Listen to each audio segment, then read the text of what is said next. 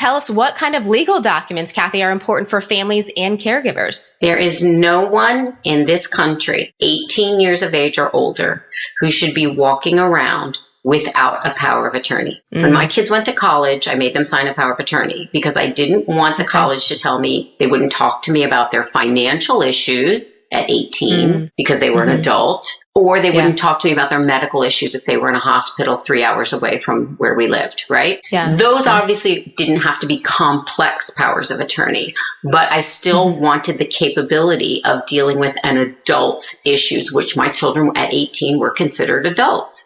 And so a power of attorney is that important.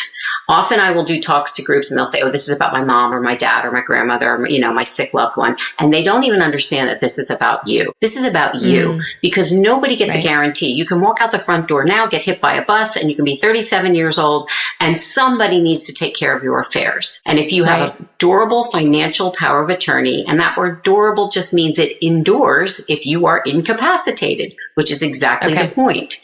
And a healthcare power of attorney or proxy, and they're separate. They're not the same thing.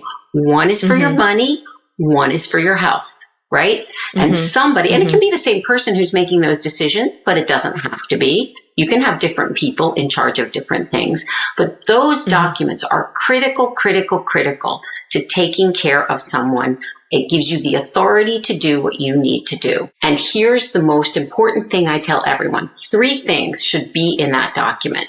And often they are not. Some states don't require it. My state does. We are very snarky in Pennsylvania about what we require. We are strict.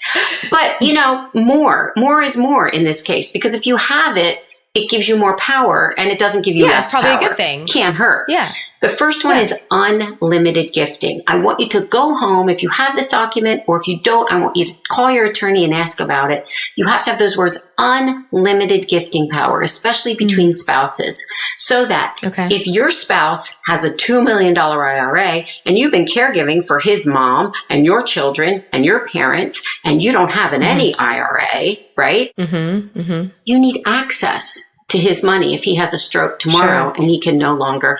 And the only way you have access, not because you're a spouse, nobody cares, is if you have a financial power of attorney with gifting power.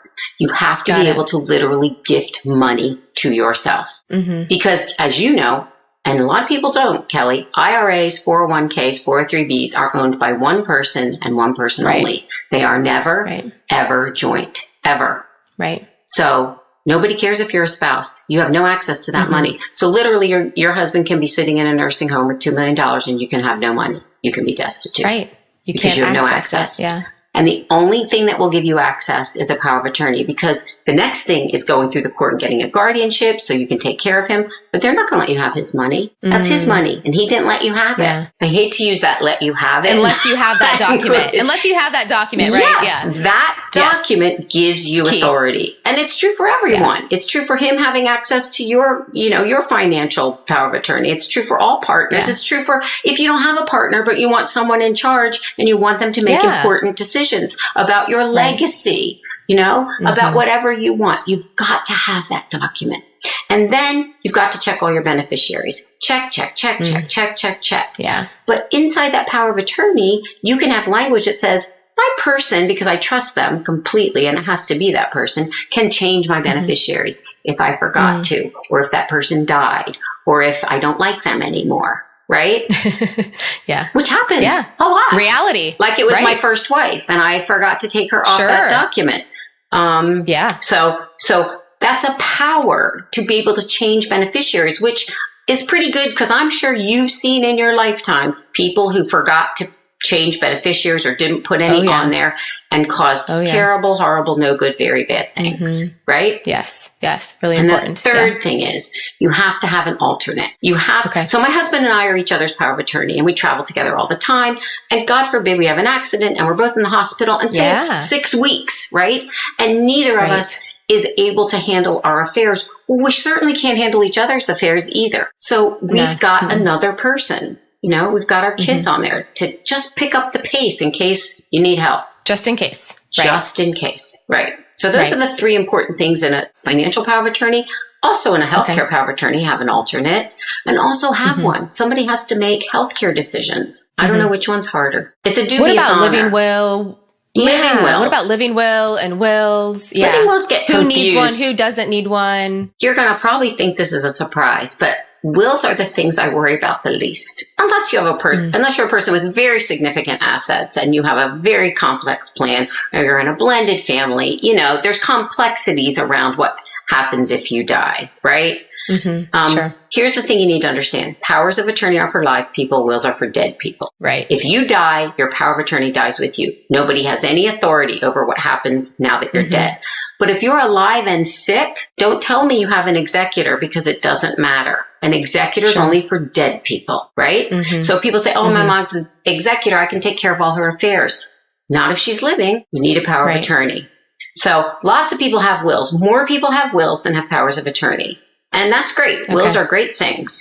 Check them, make sure they're not old, make sure you didn't shove it in the underwear drawer 30 years ago and forget about it. Update your will, pay attention to what they are. So that a will takes care of whatever you want to have done when you die. A living will is a really weird kind of in-between thing. It's not a healthcare power of attorney and it's not a will. It's a document that says, if I am in a permanent vegetative state, I am not waking up. What do I want done? And a lot of times it'll have check boxes like, do I want palliative care? Just take care of me to feel better. Do I want chemo? Do I want to be intubated? Do I want you to do everything you possibly can to see if you can, wake me up? It's really in the vernacular, a pull the plug or don't pull the plug document. That's what it is. Sure. And it's great to have. And hospitals will always ask you, do you have a living will? But this is why I like it. It has nothing to do with that. I like it because my mom has 8 children. 7 of them are married. All those people have kids. Those kids, some have kids. We have 56 people who will come into the room of my 94-year-old mom if she's on a ventilator or not. She's in a permanent vegetative state. And they're going to have 56 opinions about what we should do, right? Yes. I have a piece of paper that my mom signed that says, oh, this is what you're doing. This is what I decided, and this is what you're doing. And it takes me off the hook. I'm not deciding this. In fact, it might even be not what I would want, but that's what she wants, and that's what we're doing. That's why I like that living will, because it takes the decider off the hook. The decider is the person laying in the bed. They already decided. Right. So that's a great document for that very reason, especially if you're going to have 56 people in the room telling you 56 different things. Oh my goodness. Right? Yes, because I'm sure reduces tension amongst the family members, because I'm sorry, you could think this, I think this, but this is what mom has decided and we have to honor those wishes. I agree with you, but mom doesn't agree with us. So we're doing what mom wants to do. That's right. Because right. We will respect her decision. Yeah, it's hard. Absolutely. These are hard things. These are all hard things. And this is why nobody wants to talk about it. Nobody wants to do it. But let me just say, and this even with what you do, right? Yeah. It's a hard conversation while you're in it. But once you're done, what a sense of relief.